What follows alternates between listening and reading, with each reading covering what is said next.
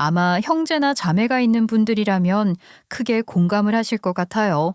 부모님의 입장에서는 모든 자식들을 다 동등하게 사랑하고 예뻐한다고 말씀하시곤 하지만 분명 그 중에서 유독 더 아끼는 자식이 있기도 하고 그에 비해 관심을 받지 못하는 자식이 분명히 존재를 한다는 사실을 말이죠. 서운함에 부모님께 토로를 한다고 한들 너는 뭐든 알아서 잘하니까 혹은 내 형이나 언니는 훨씬 더 잘하잖아 라는 식의 이야기를 들으며 정당화를 하시는 부모님에게 더 상처를 받은 기억도 분명 있을 것 같고요. 그런데 이런 편애가 결국 결혼을 해 그 배우자에게도 똑같이 이어진다는 거 다들 아시나요? 저는 올해 43살로 천안에서 거주를 하고 있는 여성으로 남들과는 조금 다른 특별한 직업을 가진 일하는 여성입니다. 이렇게 이야기를 하면 어떤 직업을 가졌을까 궁금하실 것 같은데요. 제 직업에 대해 이야기를 하려면 제 어린 시절로 함께 거슬러 올라가면 쉽게 알 수 있어요. 저는 어린 시절부터 재테크나 부동산에 유독 관심이 많았어요. 그 이유는 아무래도 저를 키워주신 엄마가 그 분야에 관심이 많았기 때문이기도 하죠. 하지만 단순히 관심을 많이 가지고 있는 엄마와 달리 저는 좀 더 깊은 관심으로 공부도 하게 되면서 좀 더 높은 수준의 재테크 수준을 갖출 수 있었고 자연스럽게 경제관념도 생기게 되더라고요. 이렇게 관심이 높아지는 하루하루가 쌓이다 보니 저는 현재 이러한 지식이나 제가 알고 있는 재테크, 부동산 지식을 이용한 컨텐츠를 만들기도 하고 또 도움이 필요한 사람들에게 컨설팅을 해주기도 하는 회사를 작게 운영하고 있어요. 사실 제 어린 시절을 떠올리게 되면 그리 부러워할 만한 가정 환경은 아니었어요. 엄마는 저를 혼자서 낳아서 키우며 생활을 위해 미용실을 운영하는 미혼모였기 때문에 평범보다는 조금 특별한 가정 환경 속에 지내왔다고 할 수 있기도 하거든요. 그렇기에 사실 아무리 엄마가 부동산이나 재테크에 관심이 많으셨다고 하더라도 마음껏 이를 확인하고 경험할 수 있는 환경에 노출이 되는 건 쉬운 일이 아니긴 했어요.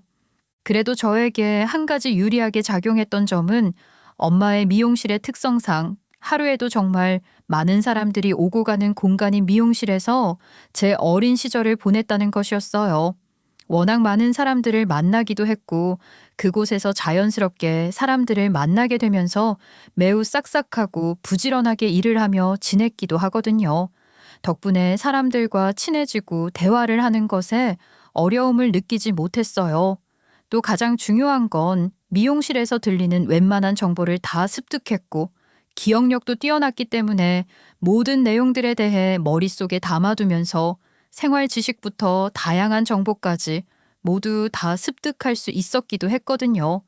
미용실이라는 공간이 한번 방문을 하면 오랜 시간 머리를 해야 하기도 하고 그 동네의 모든 소식이 제일 빨리 들어오는 공간이기도 했거든요. 그래서 저는 그 동네의 모든 일들을 누구보다 쉽게 접할 수 있기도 했고 소문이나 부동산 호재 등과 같은 소식도 누구보다 빠르게 접할 수 있었어요. 그래서 저희 엄마는 매일 미용실 안에서 머리를 하며 시간을 보내는 것이 전부라고 하더라도 남들보다 정보가 빠삭했고 그런 엄마를 따라서 저 또한 늘 발빠른 정보 습득이 가능했기도 하고요. 지금 생각해보니 제가 하는 일에 무엇보다 확실한 정보력이 생명이었다는 걸 새삼 느끼기도 했어요. 그 중에서도 동네 특성상 주거 공간이 안정적이지 않기도 했고 재개발 등의 문제가 생기면서 잘 알지 못해서 안타깝게 문제가 생기는 경우가 많기도 했어요. 학창시절 학교가 끝이 나면 저는 다르게 간 곳이 없었기 때문에 곧바로 엄마 미용실로 하교를 하고는 했고 미용실 한켠에 마련된 제 지정석에서 숙제를 하며 공부를 하면서 대부분의 시간을 보냈어요. 제가 미용실에서 얻은 수많은 지식과 정보 중에서 재테크 그리고 부동산에 더 높은 관심을 가지게 된 계기가 아예 없는 건 아니었어요. 엄마와 나, 우리 가족에게도 부동산 문제는 생계의 문제이기도 했고 매우 중요한 사안이기도 했기 때문이었어요.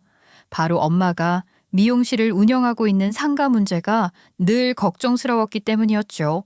저를 혼자 낳아 키우던 미혼모였던 엄마는 저를 키우기 위해서 배운 유일한 기술인 미용 기술을 이용해서 저를 먹여 살리는 것이 유일한 생계의 수단이었는데 그 과정에서 엄마 건물이 있을 리 만무했기 때문에 임대인의 건물을 빌려 월세 계약을 맺으며 임대 형태로 장사를 운영하고 계셨어요. 당시 엄마는 한번 계약을 맺으면 끝까지 유지가 될 것이라고 막연하게 생각을 하며 지냈던 시기도 있지만 젊은 여자가 아이 하나를 두고 세상을 혼자 살아간다는 건 생각보다 쉬운 일이 아니었더라고요. 정말 너무 힘들다. 도대체 어떻게 하라는 거야? 매번 이런 식으로 하니. 엄마, 왜? 무슨 일인데? 임대인 아줌마가 뭐라고 했어? 또 월세를 올려달라고 하잖아. 월세 올린 지 지금 반년 겨우 지난 것 같은데 정말 너무한 거 아닌가 모르겠다. 월세를 또? 그럼 우리 또 월세 올려줘야 해?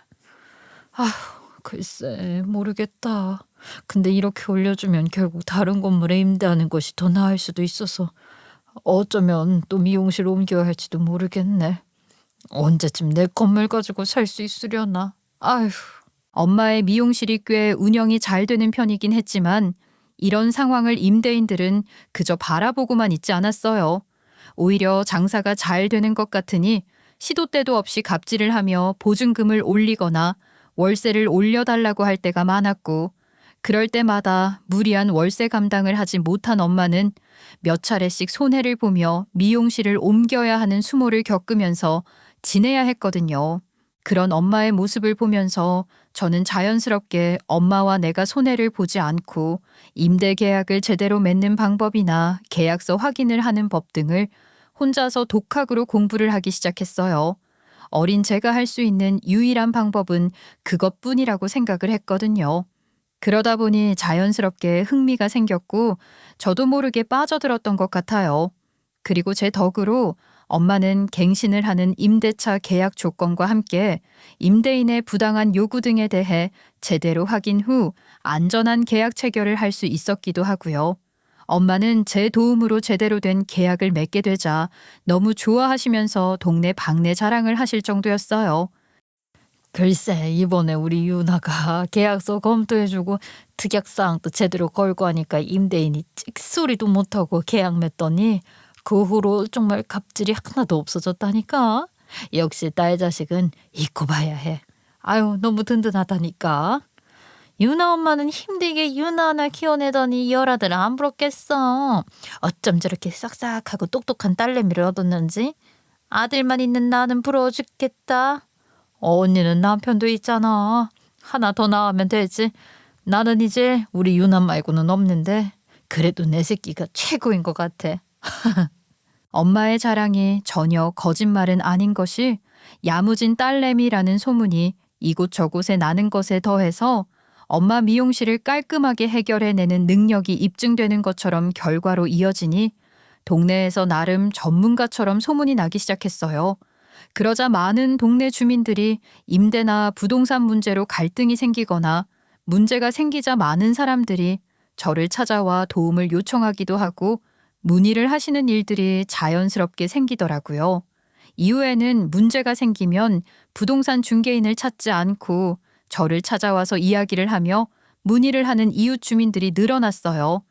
엄마는 그런 제 모습을 보면서 은근히 똑똑한 제가 자랑스러웠는지 사람들이 도움을 받으러 미용실로 오는 모습을 보며 어깨를 으쓱해 하셨고 저는 저로 인해 행복하는 엄마를 보니 더 신이 나고 기분이 좋아서 더 열심히 공부를 해 이웃 주민들의 문제를 알려드렸어요.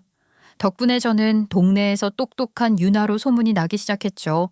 다들 공감하실 테지만 어린 시절 누군가 처음 시작하거나 우연하게 좋은 성과를 냈을 때 그 모습을 보며 잘한다, 잘한다 하며 격려를 하면 내가 정말 잘하는구나 생각을 하게 되면서 나름대로 자신감도 생기고 흥미가 생기게 되는 것도 당연한 일이잖아요. 그렇게 저는 자연스럽게 부동산 그리고 재테크에 큰 관심을 가지게 되었고 그 나이에 맞지 않을 정도로 많은 정보와 지식을 얻게 된 것도 사실이었어요. 그리고 그런 제 관심은 점점 더 넓어지면서 집을 사고 팔면서 자산을 모을 수 있다는 사실을 알게 되고 관심이 생기기 시작했죠. 그 중에서도 저에게 가장 큰 관심을 끈 분야가 바로 경매 분야이기도 했어요. 또래 친구들이 아이돌을 좋아하고 친구들과 노는 것이 즐거웠던 시기에 제 취미는 경매 정보를 찾아보고 경매를 실제로 해보는 방법에 관심을 보이면서 공부를 하는 것이었어요. 그리고 언젠간 저 또한 이 방법을 통해서 엄마와 함께 살 내 집 마련을 하는 것이 꿈이라고 생각을 했고요. 유독 경매에 관심이 많았던 저는 엄마 모르게 경매 특강을 찾아서 듣기도 했고 실제 경매를 하는 방식을 배우고 싶어 견학도 다니면서 공부를 했어요. 그리고 심지어는 가상 경매 투자 시뮬레이션 대회에서 1등이라는 값진 결과를 얻기도 했어요.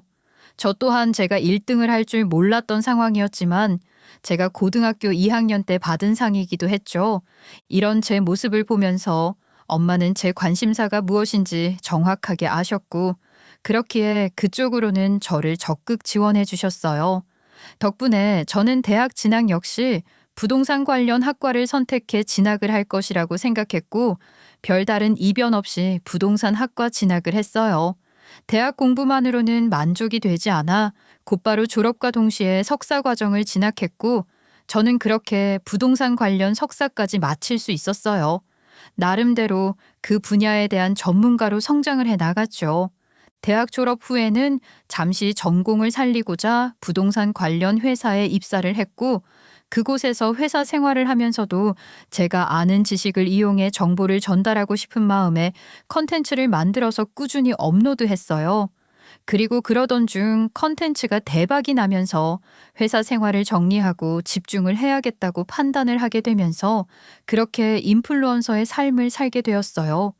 그렇게 저는 이미 어린 시절부터 부동산과 재테크 분야의 두각을 보였고 또 나름대로 꾸준하게 컨텐츠를 올리면서 지식을 공유해 왔기 때문에 적어도 부동산에 관심이 많은 사람들 사이에서는 유명했어요. 처음에는 그저 그런 정도의 인지도였지만 누구든 한 번쯤 터지는 컨텐츠가 있다는 말처럼 제가 만들어 올렸던 한 컨텐츠가 엄청난 인기를 끌게 되면서 인지도가 상당히 높아지게 되었고 덕분에 저는 나름 꽤 성공을 하게 되었어요. 뿐만 아니라 열심히 공부를 하고 분석을 해둔 경험을 토대로 해서 30대 중반의 나이에 이미 아파트 한 채를 보유하게 되기도 했어요. 제 오랜 꿈이었기도 했던 부분이었기 때문에 제가 배운 지식을 이용해서 가장 먼저 한 것이 바로 경매를 통해서 엄마와 제가 살 안전한 집을 마련하는 것이었기도 하고요. 이 아파트는 제 재산이라고 생각하지 않았고 또 나중에 결혼이라고 하게 될 경우에 문제가 될 수도 있기 때문에 명의를 제 앞으로 하지 않고 엄마의 명의로 해두었어요. 엄마는 제가 30대 중반의 나이에 아파트를 엄마 명의로 선물하자 너무 기뻐하시면서 눈물을 흘리셨죠. 엄마에게 아파트를 해드린 후 컨텐츠 활동을 하던 중 지금의 남편을 만나게 되었고 당시 남편은 제 구독자였어요. 우연한 이벤트로 실제로 만나게 되면서 이런저런 이야기를 하던 중 공통 관심사가 있다는 생각이 들었고 만남을 이어나갔죠. 그렇게 물 흐르듯 결혼까지 하게 되었어요. 당시 남편은 자신을 직장인이라고 소개를 했고 결혼을 할 당시만 해도 회사를 멀쩡히 잘 다니고 있었기 때문에 결혼을 하기에 큰 문제가 없다고 생각을 했어요. 하지만 이건 어디까지나 제 생각이었는지 결혼을 하자마자 남편은 직장에서 잘리게 되었죠. 그래도 큰 걱정은 하지 않았어요. 제가 진행하는 컨텐츠 활동과 함께 작게 운영을 하고 있는 컨설팅 업체 운영으로 인해서 남편 하나쯤은 제가 먹여 살릴 자신이 있었거든요. 남편은 저와 비교를 했을 때 상당히 무능하게 회사에서 잘린 상황에서 저에게 미안해하며 길을 펴지 못했지만 저는 그런 남편을 오히려 독려했어요. 내가 회사를 잘 다니고 당신한테 지면 안 되겠어야 했는데 이렇게 돼서 정말 미안해. 나는 왜 이렇게 잘하는 게 없을까? 아유, 그렇게 생각하지 마. 오히려 나 일도 바쁘고 회사 운영해줄 가족도 필요했는데 당신이 도와주면 되겠다. 앞으로 집안일도 잘해주고 스케줄 관리도 잘해줄 거지? 비서 생긴 것 같고 좋다. 당신이 그렇게 얘기를 해주니 내가 다 고마워. 내가 앞으로 당신 일하는데 불편하지 않게 외주 잘할게. 정말 약속해. 남편은 그런 저에게 고마움을 느꼈고 우리 둘은 그렇게 부부가 함께 회사 운영을 하면서 남편의 외조를 받으면서 지냈어요. 정말 남편과의 사이에서는 별 다른 갈등도 없었고 일을 그만둔 남편이 밉거나 짜증나지도 않았거든요. 그런데 문제는 남편이 아닌 시어머니였어요. 시어머니는 매우 고지식한 사람이었는데 결혼 전부터 오직 장남만 편애를 한다는 느낌을 지울 수 없었어요. 은근한 편애를 한다고 생각을 했었는데 막상 결혼을 하니 그 편애는 대놓고 하기 시작했고 아주버님 댁과 우리 부부를 대놓고 차별을 하기 시작했거든요. 꼭 말로 하지 않아도 느낄 수 있는 일들이 한 두 가지가 아니었기 때문에 정확하게 느낄 수 있었어요. 이런 부분들을 결혼 당시에 몰랐던 건 아니지만 솔직히 결혼을 하면 남편과 함께 사는 것이고 아주버님 내외와 얽히게 될 일은 없다고 생각을 했기 때문에 결혼을 하는데 전혀 걸림돌이라고는 생각을 하지 않았어요. 하지만 막상 결혼을 해 지내다 보니 그 정도가 상당히 심각하구나 싶은 생각을 했고 무엇보다 그런 생활을 내가 없던 시절에도 해왔을 남편을 생각하니 안쓰럽기도 하고 뭔가 좀 불쌍하게 느껴질 정도더라고요. 아주버님의 형은 의사였고 시어머니는 아주버님의 그 의사라는 직업에 대한 프라이드가 남달라 보였어요. 그래서인지 틈만 나면 의사 아들, 의사 아들이라고 칭하면서 다른 사람들 앞에서도 자랑을 하기 바빴고 실제로도 떠받들기 바빴기도 하고요. 그러니 같은 생일이라고 하더라도 아주버님 부부 내외에 해주는 것과 저희 부부 내외에게 해주는 것은 하늘과 땅으로 달랐어요. 그리고 결혼 후 첫 생일에 아주버님 댁 생일을 치른 후 시어머니의 대우를 보고 불만이 생겨 시어머니에게 이야기를 한 적도 있어요. 어머니 정말 서운해요. 저희 민철 씨 생일에도 아주버님처럼 직접 미역국도 끓여주시고 맛있는 갈비찜도 해주실 줄 알았는데 나가서 사 먹자고요? 저 결혼하고 첫 생일인데요. 어머, 얘 질투할 걸 해라. 형님네는 장손집이니까 당연히 다르게 대접을 받는 게 맞는 거지. 너는 그것도 모르니? 어머니, 둘째 아들도 어머니 아들인데 이렇게 다르게 해주면 우리 민철 씨 너무 서운하겠어요. 무슨 또 내가 차별을 했다고 그렇게 말을 하니? 그렇잖아요, 어머니. 그렇게 장손이고 대접을 받아야 하는 게 맞는데 저희는 왜 똑같이 예단도 더 많이 하고 어머니 용돈도 똑같이 드려야 돼요? 어머, 얘 말하는 거 봐라. 얘, 너 지금 의사 부부인 형님네 돈으로 비교해도 되는 거니? 아니, 그런 거 따지기 시작하면 결국 너네가 불편해져. 말 조심해라. 알았니? 시어머니는 특히 아주버님 부부를 건드리면 정색을 하며 화를 내셨고 말끝마다 의사 아들이라며 칭송을 했어요. 그리고 당연히 저희 부부는 항상 보조 취급을 하셨고요. 살면서 이런 취급을 받아본 적 없는 저였기에 이런 상황들이 불편했고 이해가 되지 않는 일들이 한 두 가지가 아니기도 했죠. 하지만 저보다 스트레스를 받는 건 남편이었고 은근히 열등감이 많았던 남편은 은근슬쩍 저에게 이런저런 요구를 하기도 했어요. 물론 이런 남편의 행동이 이해가 되지 않는 건 아니었지만 가끔 짜증이 나는 부분들이 많았지만 그래도 제 이야기를 잘 듣고 이해를 해주었기 때문에 그렇게 화가 나거나 문제가 되진 않았어요. 여보, 우리도 국선차 말고 외제차 한 대 뽑아볼까? 당신도 그럴 만한 능력 충분히 있잖아. 외제차? 갑자기? 우리 지금 타는 차도 뽑은 지 얼마 안 돼서 멀쩡한데? 아니, 형네는 외제차 뽑아서 다니고 그러니까 뭔가 우리도 잘 버는데 기죽는 것 같은 느낌도 들고 그러잖아. 당신 형보다 잘 나가고 싶은 마음 때문에 외제차로 바꾸고 싶은 거야? 여보, 진정한 가치는 그런 걸로 보여주는 게 아니잖아. 그거 다 허영이고 사치야. 아니, 맨날 엄마도 형네만 신경 쓰고 외제차 끈다고 자랑하는데 우리도 체면이 있으니까 해본 말이지. 여보, 우리가 아주버님네보다 못한 게 뭐가 있어. 체면이 중요한 거 아니잖아. 두고 봐. 나중에 아주버님이 당신이랑 나를 더 부러워할 날이 올 거야. 그러니까 너무 신경 쓰지 말자. 응? 아이, 똑같은 사람 되지 말자. 제가 달래듯 남편에게 이야기를 하니 남편도 어느 정도 이해를 한 듯이 포기를 하며 넘어갔지만 남편의 마음속 열등감은 제가 생각했던 것보다 훨씬 더 크게 느껴지기는 하더라고요. 하긴 제가 결혼 후 몇 년간 느꼈던 이 기분을 태어나 계속해 느끼며 살아왔을 남편이기 때문에 마음속 불만은 가득했던 건 당연했을 것 같기도 했어요. 하지만 전 정말 자신 있었어요. 분명 아주버님 내외가 저희를 부러워할 날이 있을 것이라고 생각했어요. 제가 그렇게 만들 자신도 있었고요. 그리고 제 예상이 적중을 하듯 매일매일 승승장구를 할 것 같았던 아주버님 댁의 가게 상황에도 적색불이 켜지는 일이 생겼어요. 그리고 그 결과 제대로 된 해결을 하지 못했는지 결국 아주버님 댁의 사업은 파산을 하게 되었어요. 파업을 하게 된 사정까지 자세히 알 필요는 없었기에 잘 알지는 못했지만 아주버님이 운영하는 병원에서 생긴 문제 같았어요.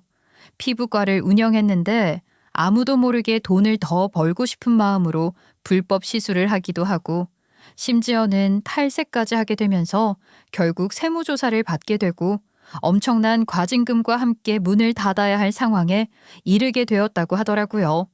대략적으로 들어도 상황이 가볍지는 않다는 생각을 했지만 그렇다고 해도 제 일은 아니었기 때문에 크게 와 닿지는 않았고 무엇보다 정신이 하나도 없는 상태일 것이니 제가 시어머니에게 또는 아주버님에게 전화를 걸어 상황을 묻는 것이 오히려 더 민폐가 될 것이라고 생각해 연락을 하지 않았어요. 하지만 제가 굳이 연락을 하지 않았다고 하더라도 연락이 안 되는 건 아니더라고요. 시어머니는 일이 터지자마자 저에게 전화를 해서 뭐라고 하셨거든요. 너네 아주버님 소식 뻔히 들었으면서 말이 없니?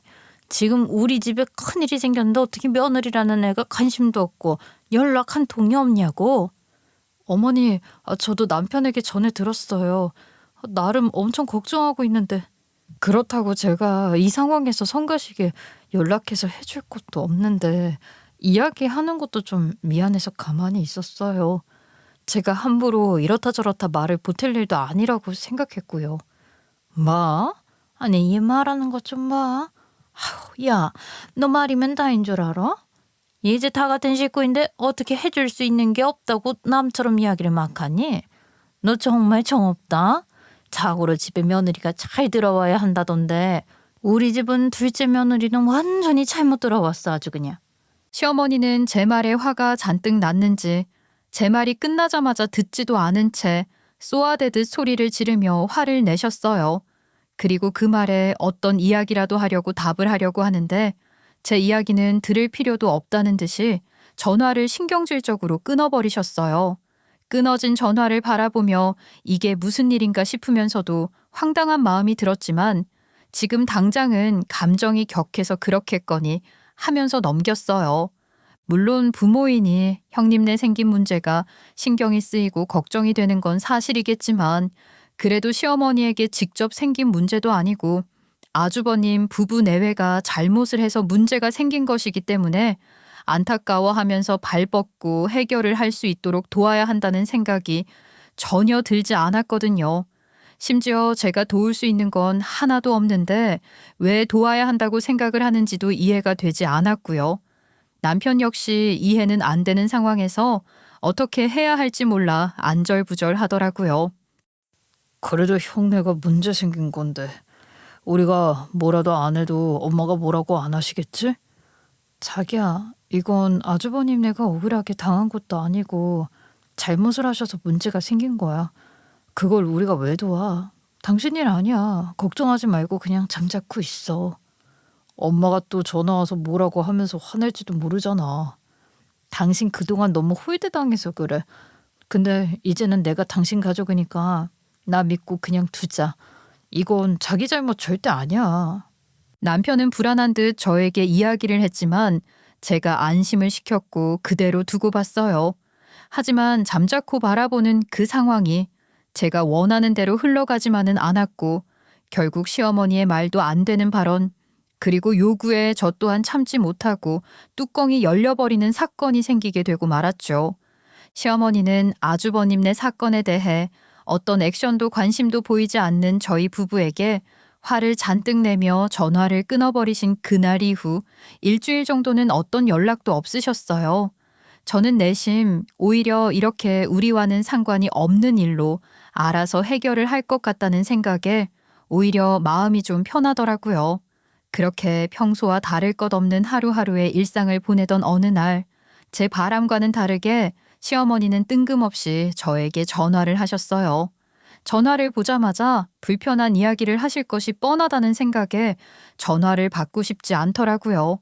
하지만 제가 전화를 받지 않으면 또 무슨 소리를 들을지 모른다는 생각이 들어 어쩔 수 없이 전화를 받았고, 전화를 받자마자 시어머니는 저에게 말도 안 되는 궤변을 늘어놓으셨어요. 예, 이제 좀 반성 좀 했니? 아무리 그래도 다 같은 식구 일이고 아주버님 일인데 네가 그렇게 말하고 행동하는 게 정상은 아니라는 거 인정하지? 어머니, 제가 아주버님네 일로 도울 것은 없지만 그래도 남일이라고 생각한 적은 없어요. 그런데 어머니에게 제가 남일처럼 생각하는 것처럼 들렸다면 정말 죄송해요. 그래? 네가 반성을 했다고 하니까 내가 이번만 한번 봐주마. 그건 그렇고 오늘 퇴근하고 우리 집으로 좀 들려라. 네 남편도 같이. 내가 너네 둘한테 할 말이 있어. 시어머니의 갑작스러운 호출에 순간적으로 불안한 마음이 생겼지만 애써 모른 척하며 퇴근을 하고 남편과 함께 시어머니의 집으로 갔어요. 가는 내내 남편과 무슨 이상한 이야기를 하셔도 절대 말리지 말고 우리는 우리가 생각한 대로 답변하고 행동을 하자고 하면서 갔어요. 그렇게 시댁으로 도착을 하자마자 시어머니는 저희를 시어머니의 방으로 저희 내외를 불렀고 앉기가 무섭게 서류 한 통을 내밀면서 이야기를 시작하시더라고요. 어머니, 이 서류는 뭐예요? 먹이는 이미 소식 다 들었잖아. 아주버님네 그렇게 된 거. 상황을 같이 책임지고 정리를 좀 해야 하지 않겠니? 그래서 말인데 너네 집이라도 좀 먼저 정리해서 아주버님네를 좀 도와야 할 것 같다. 아무리 생각해도 여유가 있는 니네 집부터 팔고 너네가 다시 시작한 게 나을 것 같아서 말이다. 네? 지금 무슨 말씀이세요? 다 알아들었으면서 왜 말을 두 번 하게 해?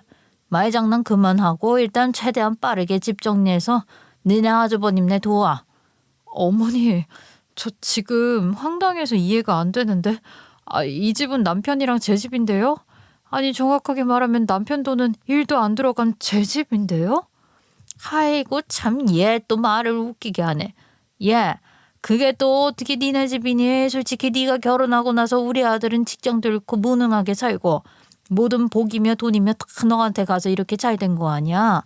내가 어디 가서 물어봐도 네가 남편이랑 시댁 잘 만나서 이렇게 된다더라. 알고나 말을 해야지.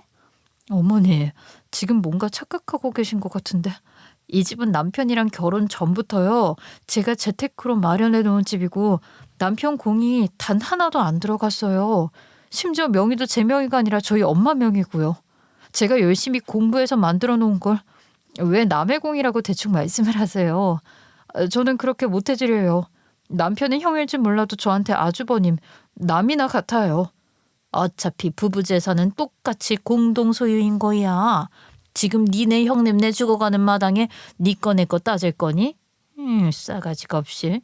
니네가 형님을 무시하고 안 돕고 살면 뭐 잘 먹고 잘 살 것 같아? 잔말하지 말고 빨리 처분해서 돈 마련해놔. 알았어? 일단 저는 못 들은 걸로 할게요. 어이가 없어서 답변도 못 드리겠고요. 저희 일단 가볼게요. 시어머니의 말도 안 되는 독단적인 행동과 요구에 어이가 없는 나머지 더는 그곳에 있고 싶지 않았고 남편을 끌고 상황을 정리하고 집으로 왔어요.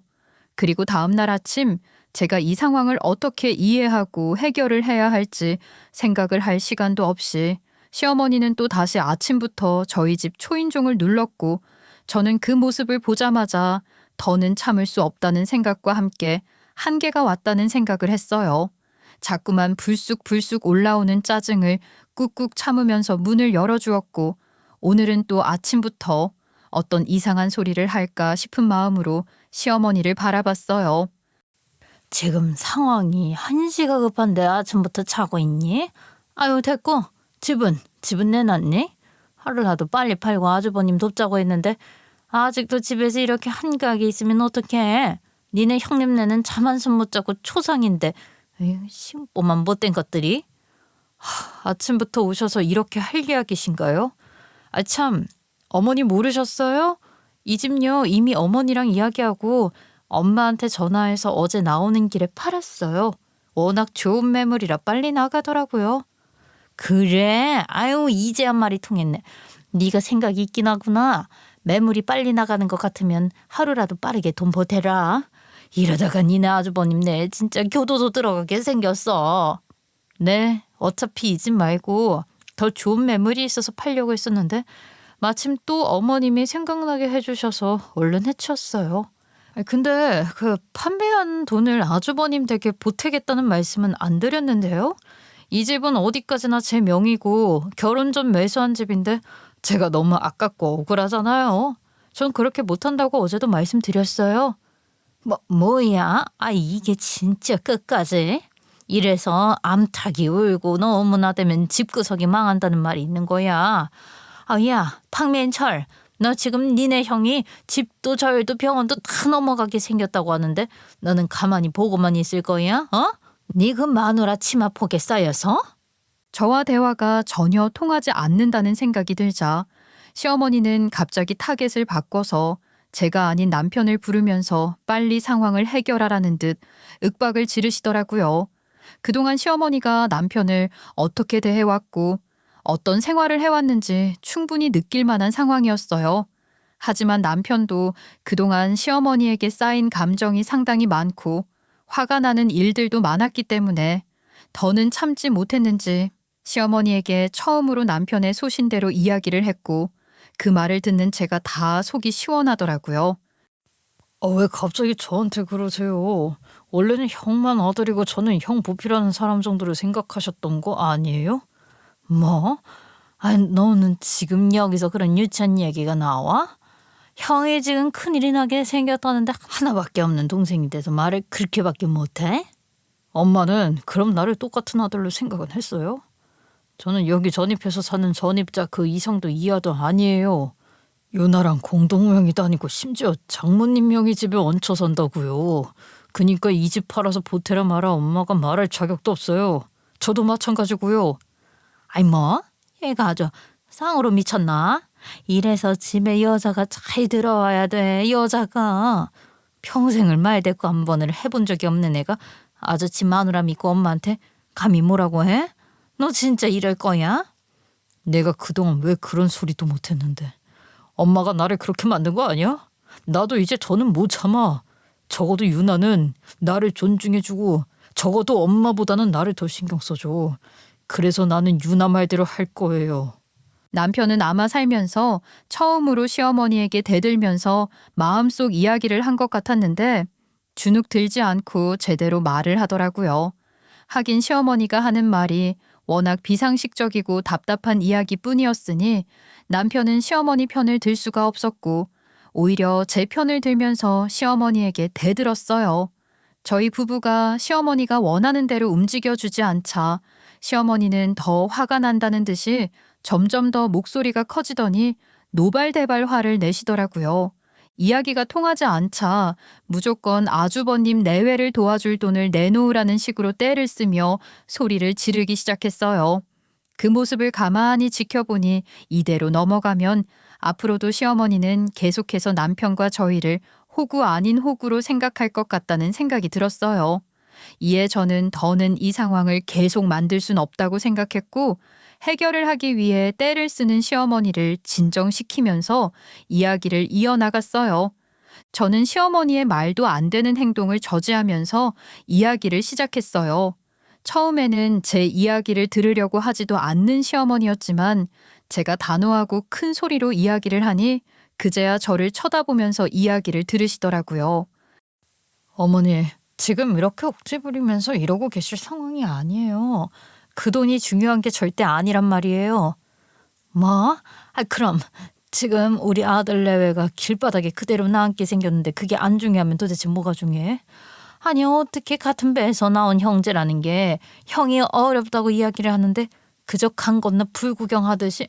아이고 하여튼 오늘 너네 돈 안 보태주면 내가 여기서 아주 혀 깨물고 죽어버릴 테니까 그렇게 하러. 말도 안 되는 이야기를 하며 화를 내며 협박을 하는 시어머니를 바라보고 있자니 한숨이 절로 나오더라고요. 결국 남편과 저에 대한 존중은 단일도 없다는 걸 제대로 느끼기도 했고요. 그 모습을 본 저는 시어머니를 한심하다는 듯 바라보다가 말을 이어나갔어요. 어머니, 지금 이러실 때가 아니에요. 그것보다 훨씬 더 놀라운 소식이 있는데 정말 안 들으실 거예요? 안 들으시면 후회하실걸요? 지금 우리 장손이 처벌을 받게 생겼다는데 그것보다 더 심각하고 안 들으면 큰일 날 일이 어딨어. 아유 몰라. 제가 아무리 꼭 들어야 할 이야기라고 말을 해도 시어머니는 막무가내였기 때문에 결국 말보다 직접 눈으로 보여주는 것이 가장 효과적일 것 같다는 생각을 했어요. 이에 한숨을 쉬며 저는 방으로 들어갔고 방에서 가져온 서류 한 통을 가져와 시어머니의 눈앞에 내밀었어요. 그리고 시어머니는 그 서류를 받아들더니 열어보면서 저에게 말을 하시더라고요. 이게 또 뭐야? 뭔데 이건? 이걸로 돈 갚으라는 거야? 어머니 들으시면 기분 좋을 내용이기는 해요. 아주버님 병원 입주했던 그 상가 건물 있잖아요. 지금 나가라고 하도 난리가 난 그 건물. 그거 제가 경매로 낙찰을 받았어요. 이제 제가 그 상가 건물주라는 이야기죠. 어머, 그래? 세상에, 너는 이런 이야기를 왜 지금에서야 하니? 그래, 그럴 리 없지. 그럼 그렇지. 네가 바보 같은 짓을 할 리가 없지. 이제 다 해결이 된 거지? 아우 세상에, 이제야 살 거 좀 같다. 그냥 거기서 공짜로 영업을 하면 되는 거잖아. 그치? 네? 어머니, 제가 그 상가 건물에 매입했다고 말씀드렸지 거기서 아주버님 내가 공짜로 병원 운영해도 된다고는 말씀드린 적 없는데요? 아니요, 절대 안 되죠. 그렇게는 못 해드려요. 저도 엄연히 건물주인데요. 아니긴 또 뭐가 아니야. 이미 매입됐으면 가족인데 아주버님 내주면 될 일이지 왜 앉아? 너는 끝까지 시애미 무시하고 열받게 하고 싶은 거냐? 어머니, 아주버님 내가 잘못을 해서 지금 이런 일이 생긴 거잖아요.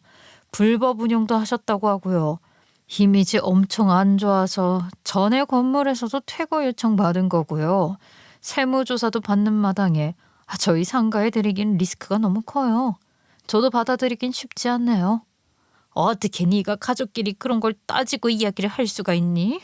시어머니는 제 단호한 말과 태도에 황당하다는 듯 저에게 화를 냈고 더는 말이 통할 것 같지 않자 자신의 말이라면 뭐든 다 하는 남편을 타겟으로 다시 한번 이야기를 하더라고요. 남편에게 마치 아주버님네 병원이 나가야 하고 망하게 된 것이 모두 다 남편의 잘못인 것처럼 맹비난을 했고 이 상황을 책임지고 해결을 하지 않는다면 더는 부모 자식 연을 이어나가지 않고 끊어버리겠다는 식으로 남편을 협박하더라고요.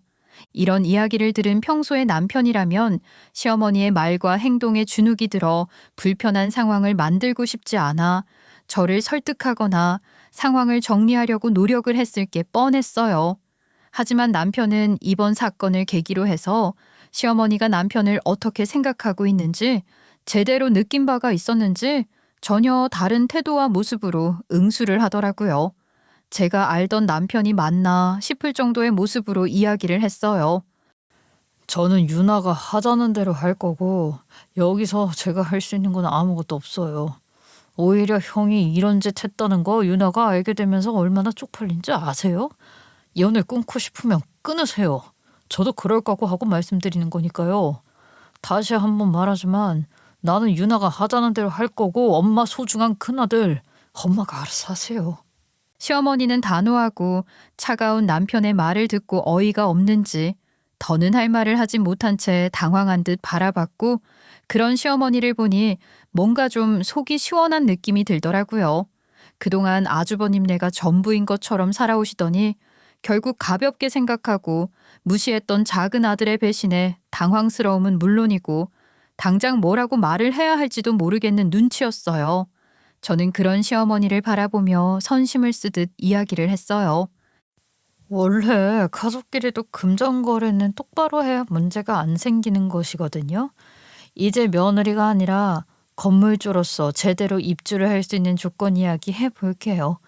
보증금에 임대료까지 매달 남들처럼 똑같이 내시고 밀리지 않을 자신이 있고 불법 운영을 하지 않는다고 하신다면은 제가 한 번쯤은 어떻게 다시 생각을 한번 해볼게요. 아주버님에게 그렇게 전달해 주시겠어요? 뭐? 지금 너 그걸 말이라고 하는 거야? 아니 다른 사람도 아니고 가족이야 가족. 네 남편의 형님이고 어떻게 그렇게 딱 잘라 말할 수가 있니? 그리고 한 가지 더. 어머니, 그동안 남편이랑 저한테 함부로 하시고 무시했던 것 정식으로 진심으로 다해 사과를 해주세요. 사과 먼저 하지 않으시면 지금 말씀드린 조건도 결국 없던 일로 할 거니까요. 제 이야기를 들은 직후 시어머니는 어이가 없다는 듯한 표정을 짓더니 끝내 시어머니의 잘못을 인정하지 않았고 오히려 저희를 파렴치한 사람으로 몰면서 집으로 돌아가셨어요. 하지만 그렇게 간다고 해서 아주버님네 상황이 해결될 리는 만무했고 오히려 더 안 좋은 쪽으로만 흐르게 되어 있었기 때문에 다시 찾아올 수밖에 없다는 걸 저는 이미 알고 있었죠. 며칠이 지났을까 결국 어떤 노력을 해도 제대로 해결이 되지 않자 시어머니 역시 아주버님네 부부에게 엄청나게 압박을 받으신 것 같더라고요. 절대로 저희 부부에게 와서 사과는 하지 못하겠다고 했던 시어머니는 아주버님 댁 등사를 이기지 못한 채 결국 저와 남편을 찾아오셨더라고요. 잠시 어색한 공기가 흐르긴 했지만 이내 시어머니는 먼저 이야기를 시작하셨어요. 유나야 정말 이렇게 부탁을 한다. 제발 니네 아주버님네 한 번만 살려줘라. 아유 너 돈 많잖아. 가족끼리 딱 한 번만 봐줘라. 어? 어머니, 지금 부탁을 하시러 온 건가요? 그럼 사과도 제대로 해 주셔야죠. 저희는 준비됐어요. 아휴 그래 사과하러 왔지. 내가 정말 미안하다. 내가 정말 잘못을 했어. 그동안 너네가 더 잘 나가는 것 같아 보여서 큰아들 내가 기죽을까 그렇게 말했어. 널 무시한 게 절대 아니야. 앞으로 내가 정말 잘하마. 그러니까 한 번만 봐줄 수 있겠니? 시어머니 입에서 절대 나올 것 같지 않던 사과를 듣고 나니 뭔가 새삼스럽기도 하고 기분이 좀 이상하더라고요. 결국 백기를 든 시어머니에게 사과를 받게 된 남편은 그동안의 서름과 저희 부부를 무시해왔던 시절에 대한 모든 사과를 듣자 울컥하는 마음이 들었는지 눈물을 살짝 보이더라고요. 그리고 이내 모든 마음이 다 풀린 것 같다고 생각을 했는지 편하게 웃었어요. 어머니, 저희 그 말 들으려고 정말 오래도 돌아왔어요. 어머니 사과를 전 받아줄 수 있지만 어떻게 해야 할지에 대해서는 남편하고 논의해서 말씀드릴게요. 그동안 상처받은 건 솔직히 저보다 남편이니까요. 그래 그래야지. 너희 둘은 늘 같이 다니면서 서로 의지하고 그랬으니까. 민철아 엄마가 정말 미안하다. 어? 그런데 엄마 마음은 정말 너가 더 싫어서 형이 더 좋아서 그런 건 절대 아니야. 네가 안 믿어도 할 수 없겠지만 이게 솔직한 엄마 마음이야. 알았지? 시어머니는 제 이야기에 지푸라기라도 잡는 심정으로 저와 함께 앉아있는 남편에게 매달리면서 사과를 하고 상황을 해결할 수 있게 해달라고 부탁을 간곡하게 하셨어요. 처음에는 너무 밉고 사과를 해도 절대 받아주지 않을 것이라고 다짐을 했던 저희지만 막상 노쇠한 모습으로 진심 어린 사과를 하러 오신 시어머니를 보니 마음이 좀 약해지더라고요. 고민을 좀 하기는 했지만 저희 내외는 결국 시어머니의 사과를 받아줬고 아주버님네를 받아주기로 한 사안에 대해서도 합의를 했어요. 하지만 무상으로 건물을 제공해 주거나 혹은 들어와서 운영을 하게 해준다면 예전과 같은 일이 또 생길 수 있다고 생각을 했기 때문에 저희는 저희 나름대로의 벌을 주기로 했어요.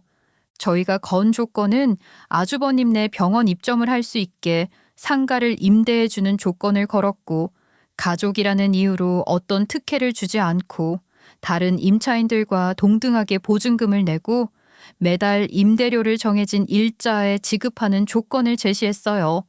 이 조건을 지키지 않을 시에는 어떤 차별도 없이 동등하게 상가에서 나가게 되는 것에 동의를 하도록 했고요. 아주버님네는 저희 계약 조건을 수락했고 그렇게 다시 운영을 하던 자리에서 다시 새롭게 병원 운영을 시작하게 됐어요.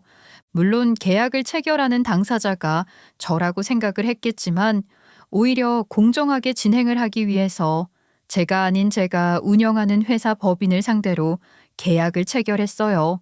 이런 조건으로 어떤 특별함도 없이 다시 계약을 맺었고 그렇게 모두가 서로의 잘못에 대한 책임을 지고 처음부터 다시 시작할 수 있는 기회를 얻게 되었어요. 전쟁 같은 시간이 흐르고 그렇게 모두가 다 해결이 되면서 다시 평범한 일상으로 돌아올 수 있었어요. 남편은 지금도 별 다른 일을 하지 않으면서 저를 외조하며 지내고 있어요. 집안일도 저보다 잘하고 또 외조도 똑부러지게 하는 통에 제가 회사 내부의 사정이나 집안일을 신경 쓰지 않고 편하게 지낼 수 있도록 만들어줘서 든든하고 좋아요. 게다가 시어머니로부터 받은 진정한 사과와 더는 남편을 무시하거나 가볍게 생각하지 않는 시댁 식구들의 태도로 인해서 차별로 인한 열등감은 모두 다 사라졌고 매일매일 활기가 넘치면서 행복한 하루하루를 보내고 있는 건 확실해 보여요. 그런 모습을 보니 왠지 모르게 저 역시 뿌듯하고 기분이 좋다는 생각이 들기도 했고요. 남편의 밝아진 모습도 기분이 좋은 건 사실이지만 그보다 이 모든 상황이 해결이 되고 정리가 된 것은 모두 다 제 덕분이라고 이야기를 하며 남편이 저를 만나 결혼을 하게 된 건 하늘이 준 행운이라는 이야기를 해주니 오히려 더 고맙기도 하고 기분도 좋더라고요. 오히려 이 사건을 통해 우리 부부는 좀 더 사이가 돈독해진 것도 사실이기도 하고요. 사실 남편이 그 당시 아주버님네 편을 들거나 시어머니 편을 들면서 말도 안 되는 요구를 함께 했다면 제 성격상 더는 이 집안 사람들을 포함해 남편과도 행복하게 지낼 수 없다는 판단을 했을 것이고 과감하게 이혼까지 생각을 했을 것이기도 해요. 저는 저 혼자서 지내는 싱글 라이프 역시 자신이 있었기도 했으니까요. 하지만 그 당시 제가 생각한 것과 전혀 다른 태도로 착하게 저를 믿어주고 제 편을 들어주는 것을 전부로 했던 남편 덕분에 한 번 더 행복하게 살아볼 수 있는 용기를 얻을 수 있었던 건 아닐까 하는 생각을 해보기도 해요. 남들 눈에는 무능하고 능력도 없는 남편이며 아내가 벌어오는 돈으로 사는 사람이라는 이야기를 하며 손가락질을 할지 모르겠지만 적어도 저에게는 무엇과도 바꿀 수 없는 착하고 성실한 사람이라는 건 확실하니까요. 누가 뭐라고 하든 상관없어요. 제 남편은 제가 제일 잘 아니까요. 시어머니는 그날 이후 다시는 저를 무시하거나 함부로 대하는 발언을 하지 않으셨어요. 그리고 당연히 아주버님네를 우선하거나 차별을 하는 발언도 하지 않으셨어요. 그날 이후로는 제가 많이 어려워지셨는지 저에게 좀 더 깍듯하게 대하시면서 지내고 있어요. 오히려 조금의 거리가 생기게 되니 저 역시 시어머니를 좀 더 존중할 수 있게 되고 오히려 좀 더 편해진 것 같다는 생각이 들더라고요. 당시에 부당한 시어머니의 발언이나 행동에 화가 많이 났던 저였기도 하지만 그만큼 뒤끝도 없는 성격으로 언제 그런 일이 있었냐는 듯 넘어가면서 잘 지내고 있어요. 무엇보다 저는 아주버님네가 길거리로 나앉게 될 상황을 구제해준 집안의 기둥과 같은 가장이었기 때문에 저를 대하는 태도는 완벽하게 달라져 버렸거든요. 그동안 이런 대접을 할 수가 있는 분인가 싶은 마음이 들 정도로 시어머니는 저에게 잘 해주셨어요. 무엇보다 일 때문에 바쁘게 지내면서 남편이 채울 수 없는 부분들이 존재를 했던 건 사실인데 그런 공백을 채우기 위해 시어머니가 직접 주기적으로 저희 집으로 방문을 해주시면서 청소를 해주고 집 관리를 해주시고 계세요. 사람이 이렇게 한순간에 달라질 수 있다는 걸 직접 눈으로 목격하는 순간이기도 해서 뭔가 새삼스럽기도 하고 감사하기도 했어요. 유나야, 바쁘지? 너 바쁠까봐 내가 집에서 그 갈비찜이랑 반찬 좀 해서 집에 넣어뒀어. 아무리 바빠도 아침은 꼭 잘 챙겨 먹고 다니고. 알았지? 아휴, 어머니 힘드신데 뭘 그렇게 많이 해주셨어요. 감사해요. 매번 이렇게 너무 잘 먹을게요. 뭐를 고맙니? 네가 우리 집 들어와서 해준 거 생각하면 아무것도 아니지. 그래, 맛있게 먹어라. 아주버님네 내외는 어떻게 지내는지 궁금하시죠? 예전에는 의사라는 타이틀 하나만 믿고 부동산 재테크를 하는 저를 무시하고 깔보던 모습은 온데간데 없고 이제는 엄연한 건물주라는 생각으로 서로 대우를 하며 월 임대료도 밀리지 않은 채 하루하루 잘 지내고 있어요. 워낙 친한 사이는 아니었기 때문에 가깝게 지내는 일은 없지만 그래도 예전처럼 무언가 저희를 무시하고 함부로 하는 태도는 싹 사라진 건 분명하다 보니 이것도 큰 변화라고 확신할 수 있고요. 모든 형제들 그리고 동서지간 사이의 힘의 균형이라는 건 존재를 해서는 안 되는 게 맞지만 먼저 그런 상황을 만들어 갈등 조장을 하고 있다면 기꺼이 그런 상황에서 제 능력을 발휘해서 기강을 잡고 바로 잡아야 한다고 생각해요. 시어머니는 이제 주변 지인들이나 친구분들에게 장손 의사 아들이라는 자랑보다는 제 자랑을 훨씬 더 많이 하시고 있어요. 우리 둘째 며느리는 능력이 얼마나 좋은지 아파트도 척척 사주고 우리 아들 병원 건물도 우리 둘째 며느리 것이잖아. 우리 둘째 아들이 마누라 복은 타고났다니까. 아유, 그러게. 큰아들은 의사에 둘째는 며느리 덕에 건물주 소리 듣고 얘 너는 걱정 하나도 없겠다 정말. 그게 다 뭐 내 덕인가? 지들 복으로 그렇게 하는 거지. 나는 어떤 것도 안 바래. 그저 잘 살고 행복하면 그걸로 됐어. 너 예전하고 완전 달라졌다. 원래 의사 아들만 챙기고 자랑하더니. 그러게 아유 그때는 왜 그랬는지 몰라. 그 후로 저는 제가 공부를 한 부동산 재테크를 활용해서 하루가 다르게 사업이 승승장구를 했고 제 오랜 꿈이었던 단독주택을 제대로 지어서 온 가족이 함께 살 수 있는 환경을 만드는 데 성공했어요. 시댁 식구들이 저를 무시하던 시절은 모두 잊고 이제 제 말 한마디면 깜빡 죽고 제 눈치를 보며 지내니 결혼 생활을 정말 할만하다는 생각이 들 정도예요. 능력이 있다는 건 그만큼 제가 소중하게 생각하고 사랑하는 것들을 멋지게 지켜낼 수 있다는 것이라는 걸 제대로 깨닫게 된 계기이기도 해요. 그리고 아무리 가족이라고 하더라도 돈 문제는 누구보다 정확해야 하고 봐주는 것 없이 오히려 철저하게 해야 가족의 우애가 유지될 수 있다는 것 또한 이번 기회를 통해 제대로 확인하게 되었고요. 다들 저처럼 형제 또는 자매 사이의 갈등이나 차별로 인해서 화가 나고 문제가 생기는 경우가 많을 것 같아요. 그런 상황에 놓였다면 다들 한 걸음 물러서서 좀 더 현명하게 대응을 할 수 있는 건 어떨까 싶은 생각이 들기도 하네요. 물론 저 역시 무조건 현명하게만 해결을 했다고 말씀드릴 수 없지만요. 제 이야기를 들어주셔서 감사해요. 앞으로도 이렇게 당당하게 그리고 행복하게 제 인생을 설계해 나가보도록 할게요.